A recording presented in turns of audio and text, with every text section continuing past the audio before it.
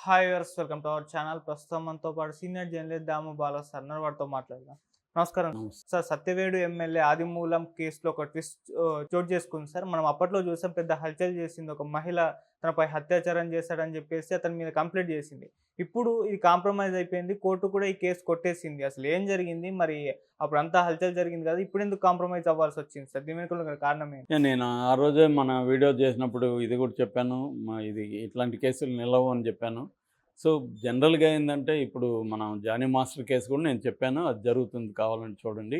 వీళ్ళు అమ్మాయిలు కంప్లెయింట్లు ఇచ్చేది కూడా ఎందుకు ఇస్తారంటే ఏదో సెటిల్ అవుదామని ఇస్తారు.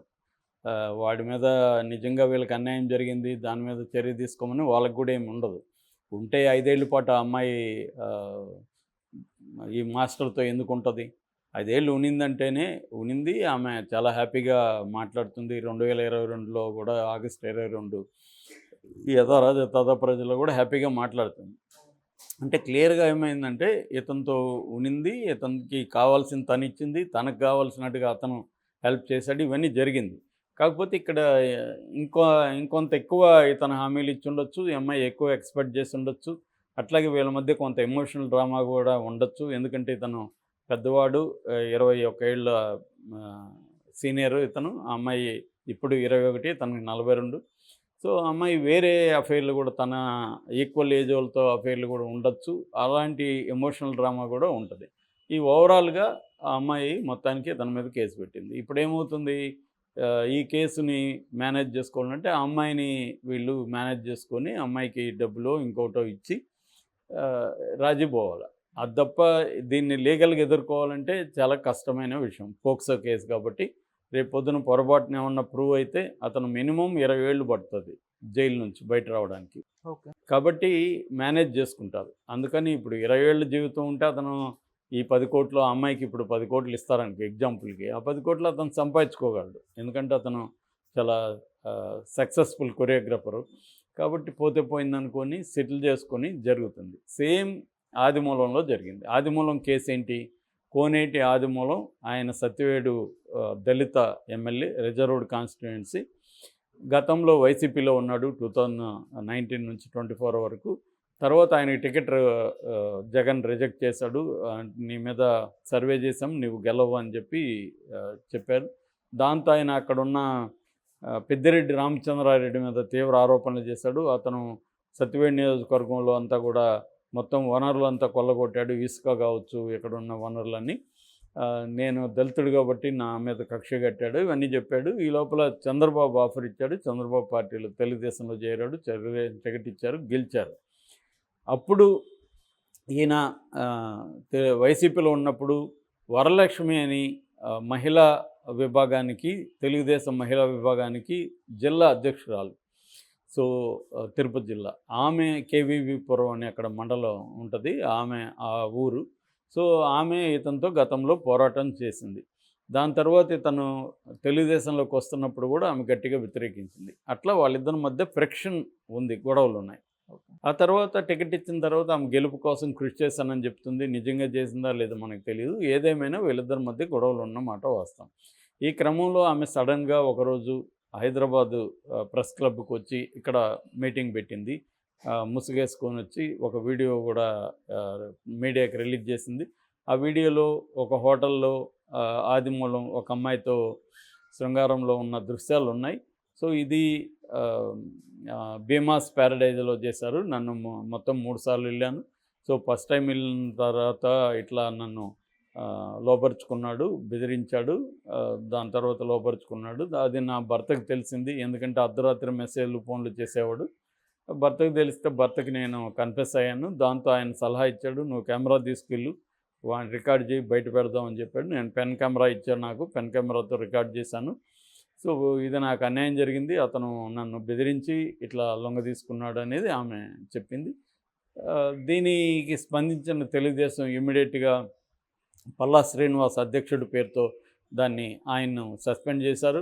ఫర్దర్ ఎంక్వైరీ వరకు ఒక ఫ్యాక్ట్ ఫైండింగ్ కమిటీ వేశారు. తర్వాత ఆమె పోలీస్ కంప్లైంట్ ఇచ్చింది తిరుపతి పోలీస్ స్టేషన్లో, వన్ టౌన్లో. కంప్లైంట్ తీసుకున్న పోలీసులు మామూలుగా ఆమెకి వైద్య పరీక్షలు చేస్తారు. అక్కడ ప్రసూతి వైద్యశాల ఉంది.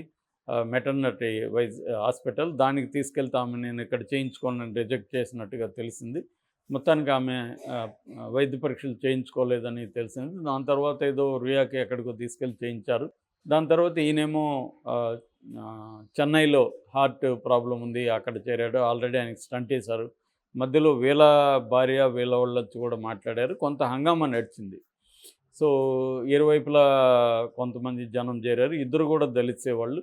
సో ఇలాగా నడిచిన తర్వాత ఇప్పుడు నిన్న వాయిదా ఉంది. యాక్చువల్గా నిన్న వెళ్ళాలి కోర్టుకి. దాంతో ఇరువైపులా కూడా మహిళా న్యాయవాదులు అని చెప్తున్నారు. వాళ్ళిద్దరు కోర్టుకి ఏం చెప్పారంటే, సార్ వాళ్ళు కోర్టు బయట కాంప్రమైజ్ అయిపోయారు. సో వాళ్ళు దీన్ని క్లోజర్ పిటిషన్ వేస్తున్నాము అని ఇద్దరు కలిసి వేసినప్పుడు కోర్టు కూడా చేసేదేం లేదు. కోర్టు కూడా ఆమోదించి కేసు కొట్టేసింది. సో కథ సుఖాంతము, శుభం కార్డు పడింది. అతని సస్పెన్షన్ ఇప్పుడు ఎలాగో ఎత్తేస్తారు. సో ఆ అమ్మాయికి మరి ఏమీ కాంప్రమైజ్ అయ్యారు, ఇక్కడ ఎవరిది తప్పు? ఇప్పుడు నిజంగా ఆ అమ్మాయి ఫాల్స్ కంప్లైంట్ అయితే ఆ అమ్మాయి మీద కేసు పెట్టాలి ఇతను, అంతే కదా. ఒక వ్యక్తి నీ మీద రేపు ఫాల్స్ కేసు పెడితే అమ్మాయి మీద పెట్టాలి. ఇక్కడ అదే కదా చేశారు. కుక్కల విద్యాసాగర్ ఫాల్స్ కేసు పెట్టారని అతను అరెస్ట్ చేశారు కదా ఇప్పుడు మొన్న. అదే మాదిరిగా మరి ఆమెను అరెస్ట్ చేయాలి కదా తెలుగుదేశం ప్రభుత్వం. అదే ఆమె కానీ వైసీపీ అయింటే అరెస్ట్ చేసి ఉండేవాళ్ళేమో. సేమ్ పార్టీ కాబట్టి తేలుగుట్టిన దొంగల్లాగా తెలుగుదేశం ప్రభుత్వం కూడా సైలెంట్ అయిపోయింది. సో అతను కూడా ఇప్పుడేం ఆరోపణలు కానీ అవేమీ చేయట్లే ఆమె మీద. గతంలో చేశారు కానీ ఇప్పుడేం చేయట్లే. అంటే ఏదో సెటిల్మెంట్. ఏం సెటిల్మెంట్ అనేది జనానికి తెలియదు. కాకపోతే ఏం సెటిల్మెంట్ అయి ఉంటుంది? డబ్బులే ఉంటుంది ఫైనల్గా. ఏదైనా వాళ్ళు ఎందుకు కేసు పెడతారు? ఏదో ఆశించే కేసు పెడతారు. సో మేబీ హస్బెండ్కి తెలిసిపోయి ఎలాగూ జరిగిపోయింది కదా భార్య, దీన్ని డబ్బులన్నా లాగదాం వాడి దగ్గర అని ఉన్న డ్రామా ఆడారు అనేది తెలీదు. మేబీ ఏదేమైనా అది బ్లాక్మెయిల్ టాక్టిక్సే. ఖచ్చితంగా ఆమె సమ్మతి లేకుండా కూడా అదేమీ ఫోర్స్ఫుల్గా జరిగే వ్యవహారం లేదు. అది క్లీన్గా అది వీడియో పెట్టి తీసిందంటే ఆమె సమ్మతితోనే చేశారు.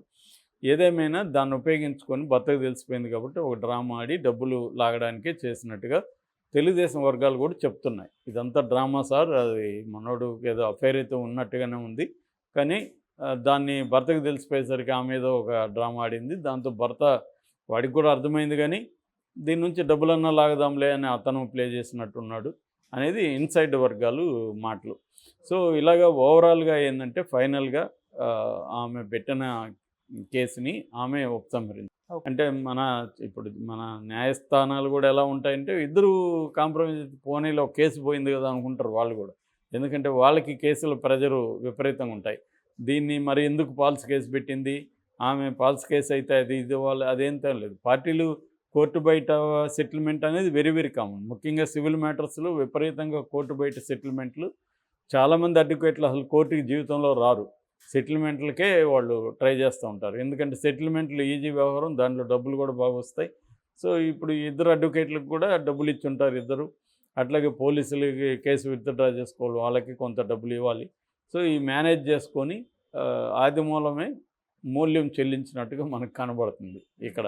ఆమె విక్టిమ్ పేరుతో ఆమెకి ఏదో కొంత లబ్ధి అయితే చేకూరింది, ఆదిమూలంకి కొంత చెల్లించుకోవాలన్న పరిస్థితి. రాజకీయాల్లో ఉన్నప్పుడు ఇలాంటివి తప్పవు. సో అదే జరిగింది. మామూలుగా ఇలాంటి కేసుల్లో అదే జరుగుతాయి. మన జానీ మాస్టర్ కేసులో కూడా మనం గొంతు దించుకొని చాలామంది జానీ మాస్టర్ అన్యాయమని ఇవన్నీ మాట్లాడుతున్నారు. ఫైనల్గా జరిగేది అదే. మనకి శ్రీరెడ్డి కేసు కూడా తెలుసు కదా. శ్రీరెడ్డి చాలా అన్యాయాలు జరిగింది, ఇవన్నీ చేసింది, మహిళా సంఘాలను సపోర్ట్ చేశారు. ఫైనల్గా గుట్టు చప్పుడు కాకుండా ఆమె వాళ్ళ దగ్గర డబ్బులు తీసుకొని చెన్నై చెక్కేసింది. సో కథ సుఖాంతం. ఇదే జరుగుతాయి మామూలుగా. ఎక్కువసార్లు జరిగేవి ఇదే. నిజంగా రేపు జరుగుంటే అప్పుడే కంప్లైంట్ ఇవ్వాలి. మన జానీ మాస్టర్ విషయంలో కూడా ఆమె 2019లోనూ కానీ ఇచ్చుంటే దానికి ఒక క్రెడిబిలిటీ ఉండేది. ఈ 5 ఏళ్ల తర్వాత ఇప్పుడు వచ్చి ఆమె అనేక సార్లు పొగిడి మీడియా ముందు డ్యాన్స్ వీడియోలు అంతా చూసి వచ్చినాయి బయటికి.